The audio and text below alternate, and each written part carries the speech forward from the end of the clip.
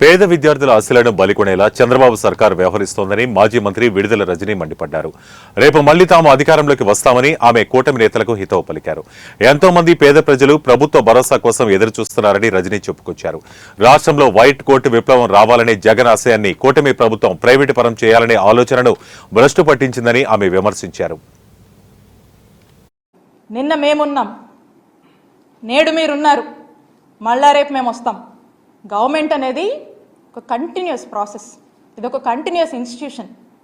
కోట్ల మంది ప్రజలు ఎంతో ఆశతో ఈ రాష్ట్రంలోని ఎంతోమంది పేద ప్రజలు గవర్నమెంట్కి వాళ్ళ యొక్క అండ, వాళ్ళ యొక్క భరోసా కోసం, వాళ్ళ యొక్క సాయం కోసం ఎదురు చూస్తూ ఉంటాయి. వాళ్ళ యొక్క హోప్ని ఈరోజు బలి చేస్తూ మీరు ఏదైతే జగన్మోహన్ రెడ్డి గారి ఎయిమ్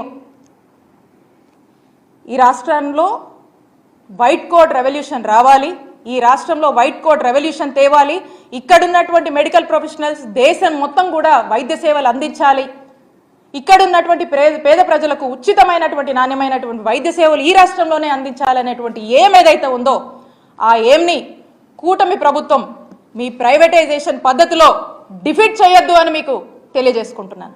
నేను ఒక్కటే చెప్తా ఉన్నాను ఈ కుటుంబ ప్రభుత్వానికి, నిన్న మేమున్నాం, నేడు మీరున్నారు, మళ్ళా రేపు మేము వస్తాం.